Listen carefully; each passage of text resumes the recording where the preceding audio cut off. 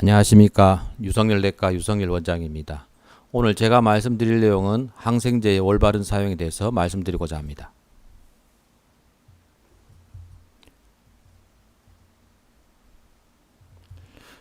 우선 항생제를 말씀드릴 때는 항생제를 분류가 일단 중요가 합니다. 항생제를 분류할 때는 작용 기전에 의해서 항생제를 분류를 하는데요. 일단 셀월 합성을 억제해서 항균 효과를 나타내는 항생제에는 베타락탐계 항생제, 글라이코펩타이드계 항생제가 속하겠습니다. 그 다음에 폴릭애시드 합성을 억제해서 항균 효과를 나타내는 항생제에는 설포나마이드계 항생제, 트리메토프림 항생제가 속하겠습니다. DNA 합성을 억제해서 항균 효과를 나타내는 항생제에는 퀴놀론계 항생제가 되고, 프로테인 합성을 억제해서 항균 효과를 나타내는 항생제에는 아미노글라이코사이드, 마크로라이드계 항생제가 여기에 속하겠습니다. 우선 베타락탐계 항생제에 대해서 말씀드리겠습니다. 베타락탐계 항생제는 베타락탐닌 구조를 갖고 있는 항생제를 말하고, 이 베타락탐닌이 항균력의 필수적인 요소가 되겠습니다. 이 결합된 측세에 따라서 항균 범위, 사안에 대한 안정성, 흡수율 등의 차이가 있겠습니다. 이 베타락탐계 항생제는 4가지 항생제가 속합니다. 페니실린계 항생제, 세팔로스포린계 항생제, 카바페넨계 항생제, 모노박탐계 항생제가 속하겠습니다. 우선 페니실린계 항생제에 대해서 말씀드리겠습니다. 페니실린계 항생제는 크게 5가지로 분류를 합니다. 처음에는 내추럴 페니실린. 여기 이제 대표적인 항생제가 벤자신 페니실린 G가 되겠습니다. 그 다음에 이제 페니실린 에이즈 스테이블 페니실린에는 나프실린이 대표적으로 되고, 아미노 페니실린에는 암피실린, 아목사실린이 여기 속하고, 카복시 페니실린에는 카베네실린, 유레이도 페니실린에는 피페라실린이 대표적으로 되겠습니다. 이제 각각의 항생제에 대해서 작용 범위와 항균 효과에 대해서 말씀드리겠습니다. 페니실린 G입니다.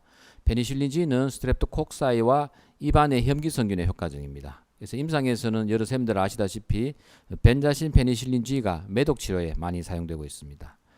페니실린 에이즈 스테이블 페니실린에는 앞에서 말씀드렸듯이 나프실린이 대표적인데 MSSA에 메치실린 센시티브 스테피로코쿠스 오레우스에 효과적이겠습니다.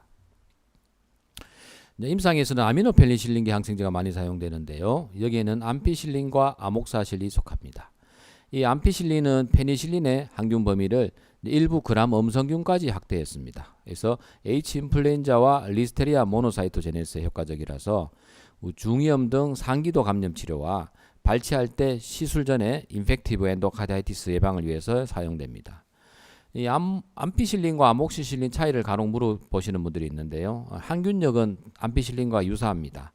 하지만은 위장관 흡수가 뛰어나서 주로 이제 경구용 제제로는 아목사실린 성분이 많이 사용되고 있습니다.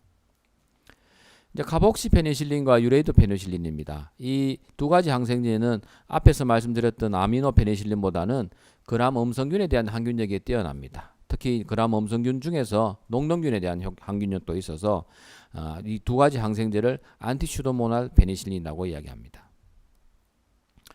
베타락탐계 항생제는 단독 제형으로도 사용되기도 하지만 주로 이제 베타락타메이즈 이니비터와 사용되는 경우가 흔합니다. 정주행으로 대표적인 게 암피실린 설박탐제제가 있고요.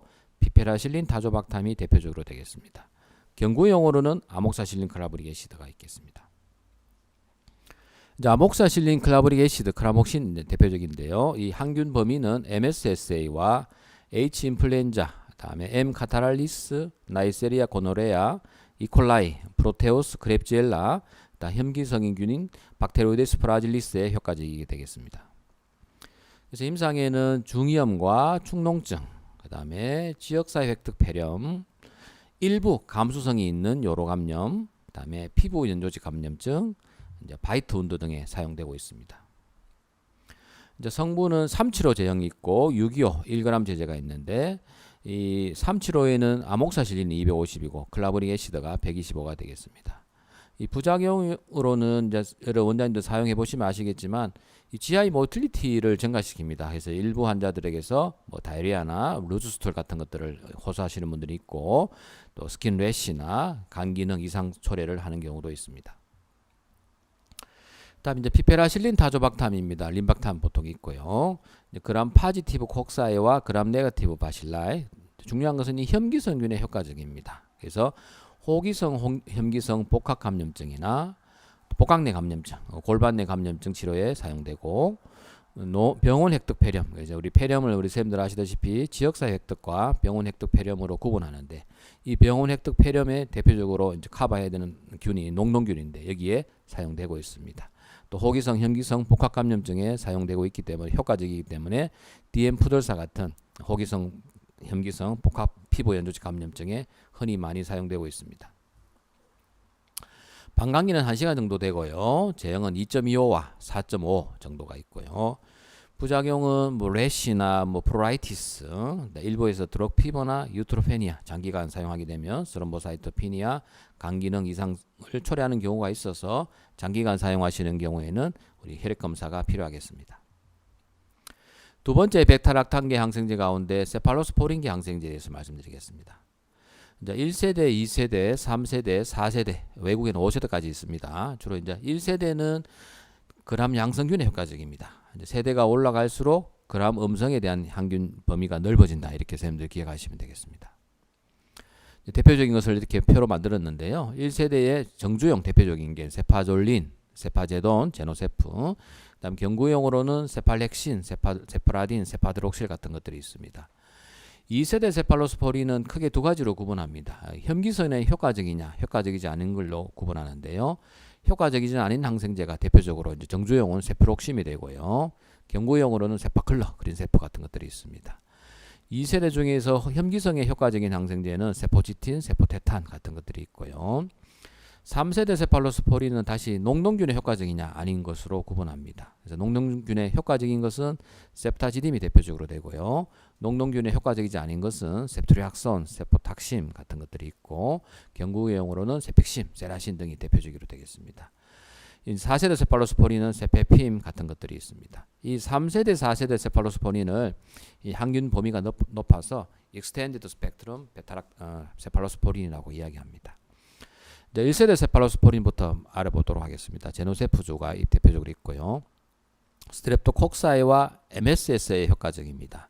또 그람 음성균 중에서는 이콜라이, 레지오넬라 같은 것들에 효과적이지만 박테로이데스 프라질리스 같은 혐기성균이나 MRSA, 그다음에 엔테로콕사이, 슈도모나스, 아시네토, 세라티아 같은 균들에게는 감수성이 없어서 여러 선생님들 기억하실 게 임상에서는 지역사회에서 발생한 피부 연조직 감염증, 대표적인 게 셀룰라이티스가 되겠죠. 그 다음에 오스테오말라이티스 같은 때 사용할 수가 있고, 또 2차 병원에 계신 분들은 이제 수술적 클린운드, 수술적 예방적 항생제 사용할 때 사용할 수가 있겠습니다.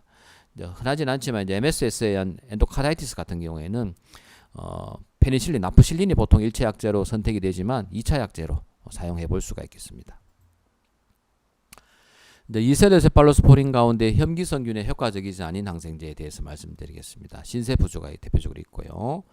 스테피로콕사이와 유모코쿠스를 포함한 스트랩토콕사의 감수성이 있습니다. 또 그람음성균 중에서는 H인플루엔자, 이콜라이, 크랩젤라 같은 균들의 효과적이라서 여러 선생님들 기억하실 게 임상에서는 주로 지역사회 획득, 중등증, 호흡기 감염증 치료에 흔히 사용되고 있다. 이렇게 기억하시면 되겠습니다.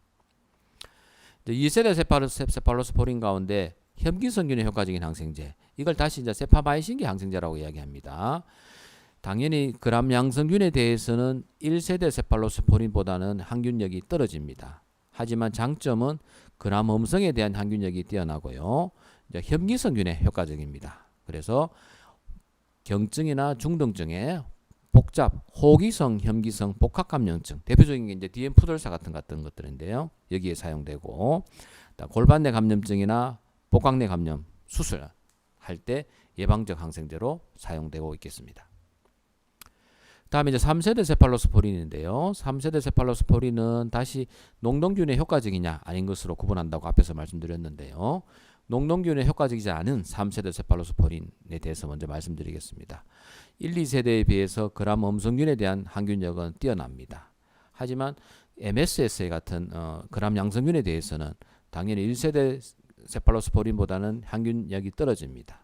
또 장점은 이제 지역사회 획득 폐렴, 보통 대표적인 게 이제 PRSP, 이제 유모코쿠스 같은 균에 효과적이라서 지역사회 획득 폐렴 치료에 유용하게 사용되고 있고요. 또 지역사회에서 발생한 메닝자이티스 치료에도 흔히 사용되고 있습니다. 그 외에 여로 감염이나 1차성 복막염 치료에도 많이 사용되고 있습니다. 3세대 세팔로스포린 가운데 슈도모나스의 효과적인 항생제에 대해서 다음에 말씀드리겠습니다. 대표적인 게 이제 셉타지딤이 되고요. 여러 세팔로스포린계 항생제 중에서는 농동균 효과가 가장 뛰어난 것으로 되어 있습니다. 그래서 뉴트로페닉 피버나 앞에서 말씀드렸듯이 노조코미알 뉴모니아, 노조코미알 메니자이티스, 병원 획득 뇌수막염 같은 경우에 사용해 볼 수가 있겠습니다. 그 다음에 이제 4세대 세팔로스포린인데요. 이제 4세대 세팔로스포린은 그람 양성균에 대해서는 1세대 세팔로스포린과 항균력이 같고요. 그람 음성에 대해서는 유사하거나 3세대보다 유사하거나 좀 더 나은 것으로 되어 있습니다. 하지만 MRSA와 엔테로콕사이, 혐기성균에는 효과적이지 않습니다. 그래서 임상에서는 노조코미알 인펙션, 병원 획득 감염증이나 면역 저하자 감염증, 그다음에 유트로페닉 피버, 그다음에 다제내성균 치료에 흔히 사용되고 있습니다. 방광기는 2시간에서 2시간 반 정도 되고요. 대부분 이제 키드니 통해서 배설되는 것으로 되어 있습니다. 부작용은 이제 노지아나 보미팅, 헤데이크 같은 것들을 일으킬 수 있습니다. 이제 앞에서 말씀드렸던 세팔로스포린계 항생제의 항균력을 이제 도표로 이렇게 도식화한 겁니다. 앞에서 말씀드렸듯이 그람 양성균에 대해서는 1세대 세팔로스포린계 항생제가 제일 효과가 뛰어납니다. 갈수록 효과는 떨어지고요. 4세대는 1세대만큼은 아니지만 비교적 괜찮은 항균력을 나타내고 있습니다. 그람 음성에 대해서는 세대가 올라갈수록 항균력이 뛰어납니다. 농동균은 앞에서 말씀드렸듯이 농동균 3세대 세팔로스포린 가운데서 농동균의 효과적인 항생제나 4세대 세팔로스포린의 효과적이겠습니다. 그 다음은 이제 베타락탄계 항생제 가운데 세 번째로 카바페넨계 항생제에 대해서 말씀드리겠습니다. 이 카바페넨계 항생제는 크게 한 4가지 정도가 있습니다. 이제 대표적인 게 이미페넴이 되고요. 이 4가지 중에서 이미페넴의 장점은 다른 항생제에 비해서 주로 이제 그람 양성균에 대한 효과가 좀 뛰어나다, 이렇게 선생님들 기억하시면 되고요. 하지만 단점은 중추신경계 부작용이 있습니다. 중추신경계 부작용이 있기 때문에 우리 중추신경계 이상이 있는 분들한테는 사용이 좀 제한이 되어야 되겠습니다.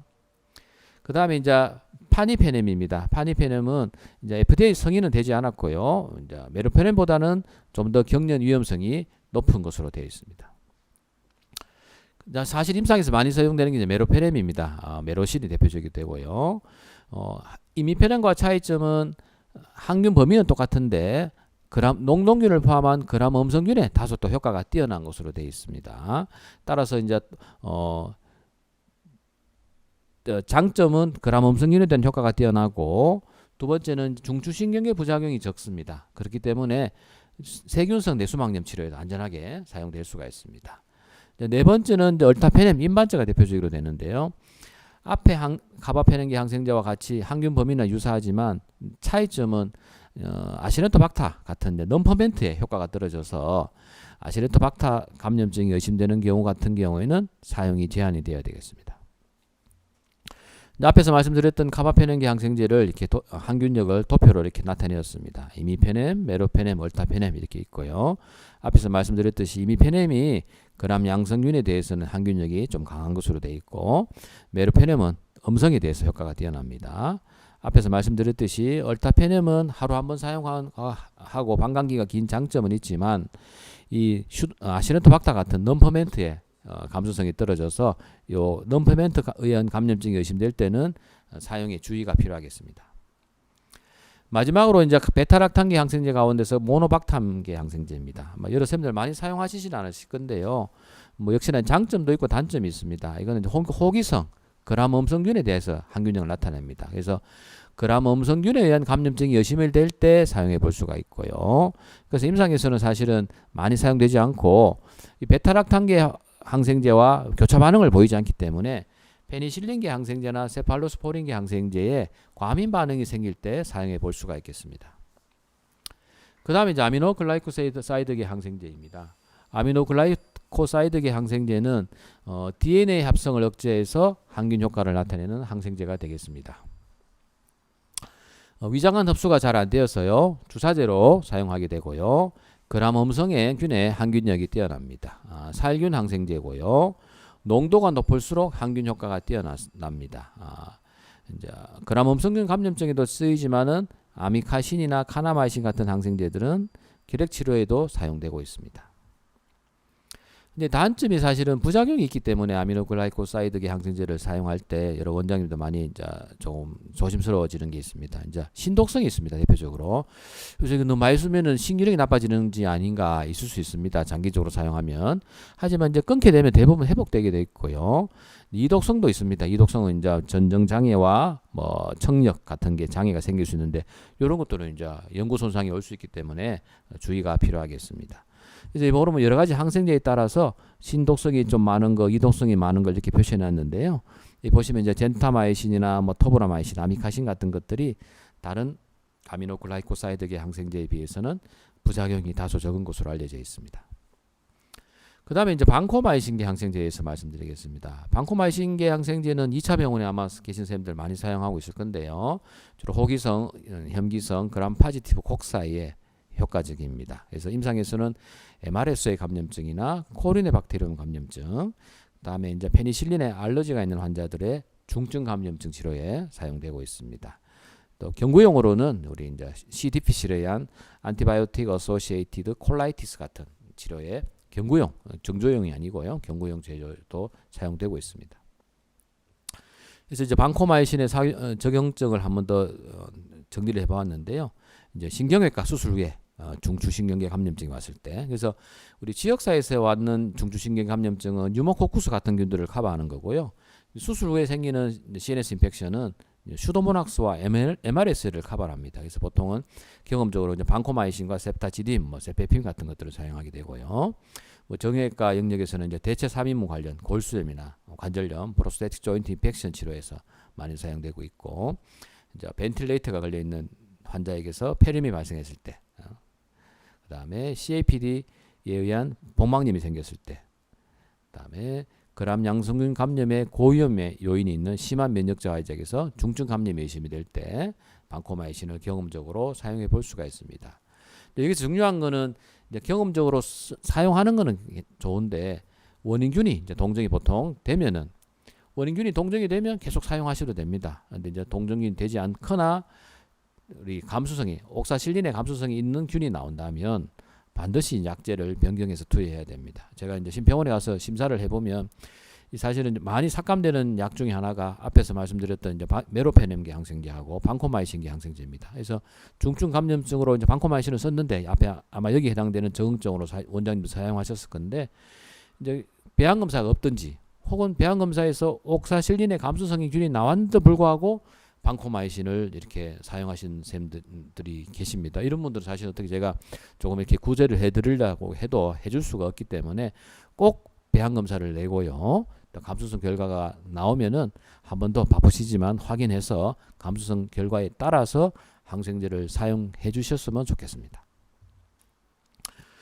그 다음에 이제 간혹 테이코플라딘도 사용하시는 원장님들 계십니다. 방코마이신과 차이점은 항균 범위는 똑같습니다. 하지만 장점은 이거는 이제 하루에 한 번 줄 수가 있고요. 그 다음에 IM 인젝이 가능합니다. 또 신독성과 이독성이 방코마이신에 비해서는 굉장히 덜한 것으로 되어 있습니다. 하지만 단점은 CNS 페네트레이션이 되지 않기 때문에 중추신경계 감염증에 방코마이신 대체로 사용하실 때는 좀 주의가 필요하겠습니다. 그 다음에 이제 퀴놀론계 항생제입니다. 역시나 퀴놀론계 항생제는 주로 선생님들 기억하시기에 그람 음성균에 효과적이다. 일부 그람 양성균의 항균력을 갖는다 이렇게 기억하시면 되고요. 작용 기전은 앞에서 말씀드렸듯이 DNA 합성을 억제해서 항균 효과를 나타내는 것으로 되어 있습니다. 맹살균 항생제가 되고요.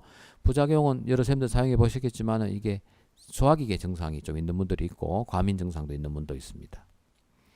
이게 크게 네 가지로 구분합니다. 1세대는 거의 잘 사용되지는 않습니다. 그죠? 난리디직 애시드가 있고요. 2세대 아마 선생님들 많이 쓰십니다. 시프로프록사신, 키플론정, 오프로프록사신 같은 것들을 쓰고요.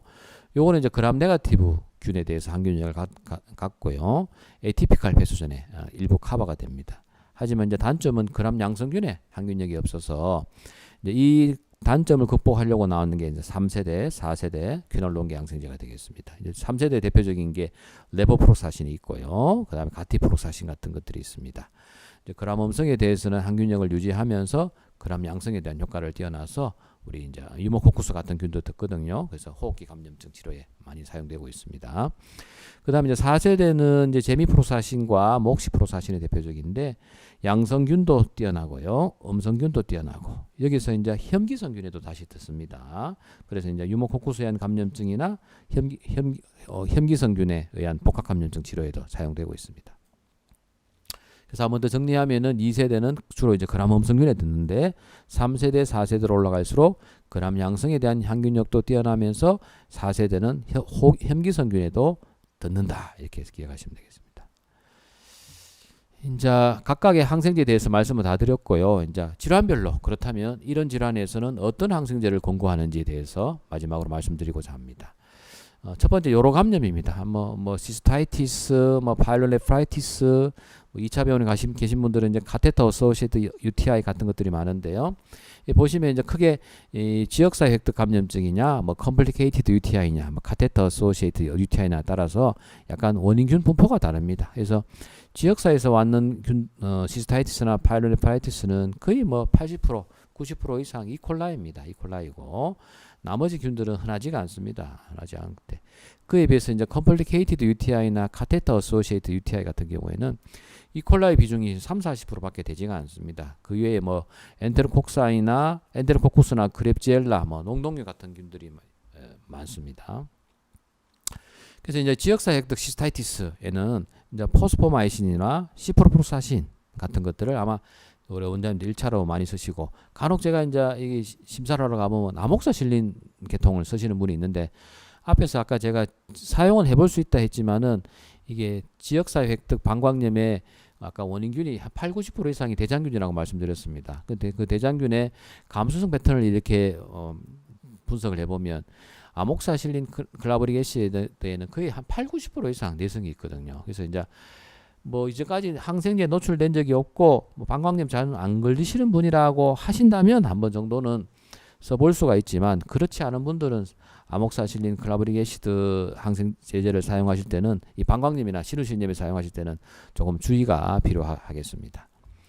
그다음에 이제 파일로네프라이티스 같은 경우에는 이제 보통은 좋기는 사실은 아미카신 같은 것들이나 세프트리악손을 한번 주고 나서 배양 결과가 확인할 때까지는 퀴놀론기 항생제를 많이 씁니다. 쓰고 한 5일에서 배양 검사를 확인하고 감수성이 있으면은 그대로 유지를 하고 감수성이 없다, 뭐 시프로프로사신의 내성이다 이럴 때는 거기에 맞게 뭐 보통 3세대 세파에 제일 감수성이 나옵니다. 그런 경우에는 그렇게 항생제를 사용하고 있습니다. 두 번째는 이제 피부 연조직 감염증입니다. 뭐 개인 병원에 계신 원장님들 흔히 볼 겁니다. 그죠? 압세스나 뭐 셀룰라이티스 같은 것들이 흔히 있습니다. 대표적으로 이제 이런 스킨 소프트 인펙션 감염증은 대부분 S 오레우스나 스트랩토코크스에 의한 감염증이 많습니다. 그래서 이럴 경우에는 앞에서 말씀드렸듯이 1세대 세팔로스포린 혹은 아목사실린이나 클라브릭 애시드 같은 거, 또 항생제 페니실린계 항생제에 알러지가 있다면 클린다마이신 정도를 사용해 볼 수 있겠습니다. 그 다음에 이제 지역사회 획득 폐렴에 대해서 말씀을 드리겠습니다. 지역사회 획득 폐렴 환자가 내원했을 때는 당연히 이제 이게 외래에서 치료 가능한 건지 입원해서 치료해야 되는지 뭐 여러분들 잘 아시다시피 그렇게 가리시고, 외래에서 하시는 경우 같으면은 베타락탄기 항생제 뭐 단독이나 혹은 뭐 마크로라이드 항생제를 병합하거나 혹은 레스포레이토리 키놀론 여기 나옵니다만은 레보프로사신이나 목시프록사신 같은 것들을 단독으로 사용해 볼 수 있겠습니다. 그 다음에 2차 병원에 계신 선생님들이 이제 이야기인데요. 이제 병원 획득 유모니아 같은 경우에는 이제 모탈리티가 높거나 MRS의 리스크가 모탈리티가 높지가 않거나 MRS의 리스크가 낮은 경우에는 이제 다음 항생제 중에서 한 가지를 사용할 것을 권장합니다. 그래서 피페라실린 타조박탐 아까 제가 말씀드렸잖아요, 그죠? 노조코미알 보통 유모니아의 타겟이 보통 이제 농동균 타겟으로 잡는데요. 이제 피페라실린 타조박탐, 또 세파 중에서 농동균 효과적인 세페핌, 그다음에 레스피레이토리 키놀론, 레보프로사신, 그다음에 가바페넴, 이제 이미페넴이나 메노페넴을 단독으로 사용해 볼 수가 있고, 모탈리티는 높지는 않지만 MRS의 리스크가 가진 높은 환자 같은 경우에는 아래에 있는 항생제 하나에다가 방코마이신이나 리네졸리드를 사용해 볼 것을 권장합니다. 여기는 뭐 앞에서 말씀드렸듯이 빕테조, 세페핌, 레보, 시프로프로사신, 가바페넴, 모노박탐 같은 것들도 있고요. 그 다음에 이제 모탈리티가 높거나 이제 90일 이내에 항생제, 정조용 항생제를 사용했는 과거력이 있는 같은 경우에는 이 두 가지 항생제를 병합하고 거기에 MRSA의 리스크가 있다면은 방코마이신이나 리니졸리드 사용할 것을 권장합니다.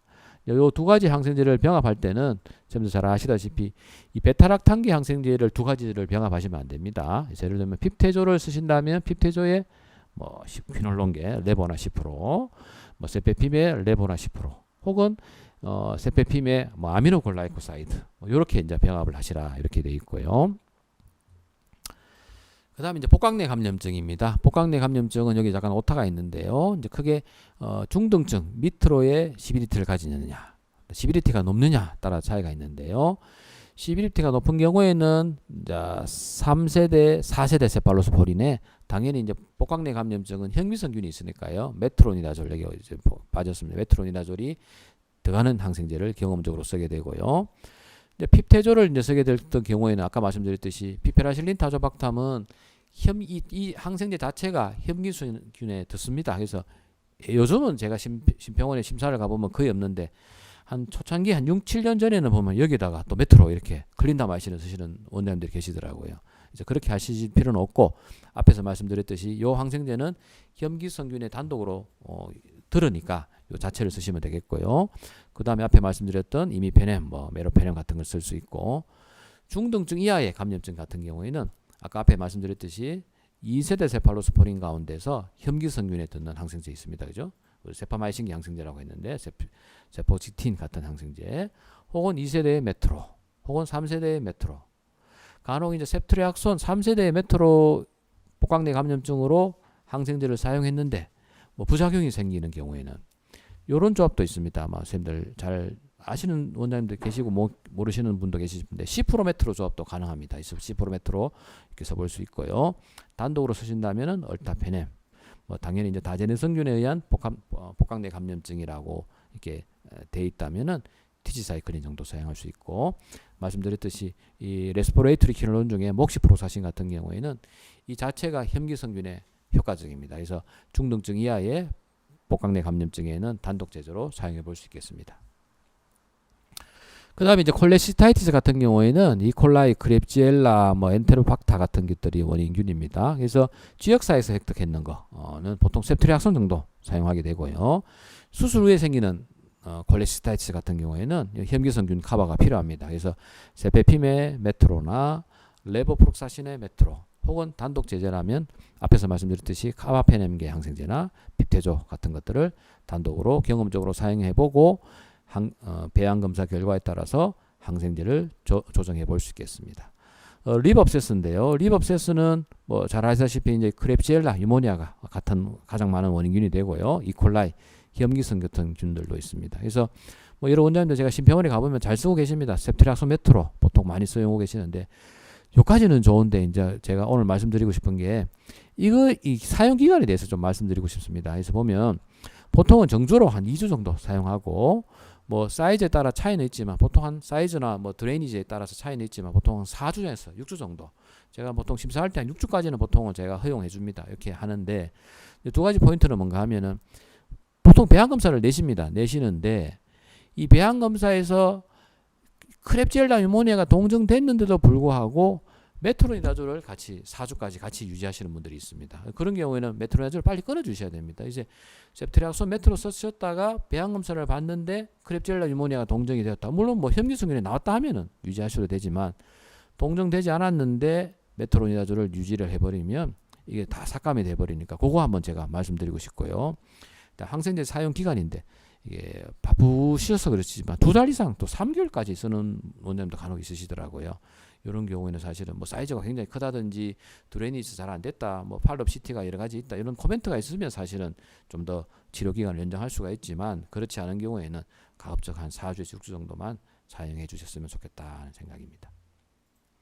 이제 마지막 슬라이드인데요. 이제 이게 원장님들 보통 외래에서 보통 많이 보는 우리가 이제 급성 인두편도염 같은 경우에 우리가 페니실린에 과민 반응이 없는 경우에는 1차적으로 잘 아십니다. 그죠? 아목사실린 혹은 아목사실린 크라브리게시드를 6개월로 하루 3번 한 10일 정도 사용할 것을 이렇게 권장하고 있고요. 자, 페니실린에 알러지가 있는데 주로 발진이 생겼는 알러지가 있었다. 뭐 이런 항생제를 먹고 나서 뭐 발진이 생겼다, 뇌시가 생겼다 이런 경우에는 주로 이제 세팔로스포린 항생제 같은 것들을 세파드록실 뭐 이런 것들을 한 10일 정도 사용할 것을 권장하고요. 약 먹고 나서나 혹은 뭐 주사 맞고 나서 아나필락시스가 왔다 이런 경우에는 세팔로스포린도 못 쓰고요. 클린다마이신이나 아지스로마이신, 글라이스로마이신 같은 것들을 하루 2번 뭐 5일에서 10일 정도 사용해 주셨으면 좋겠습니다. 그 다음에 이제 급성 부비동염인데요. 이 부비동염에 사용할 수 있는 항생제는 주로 이제 아목사실리크라브릭 애시드를 많이 사용합니다. 그래서 하루 3번이나 875 하루 2번 정도 사용하고, 얼터너티브는 뭐 세프록심이나 앞에서 말씀드렸듯이 레보프로사신, 그다음에 목시프로사신 같은 것들을 사용해 주시면 되겠습니다.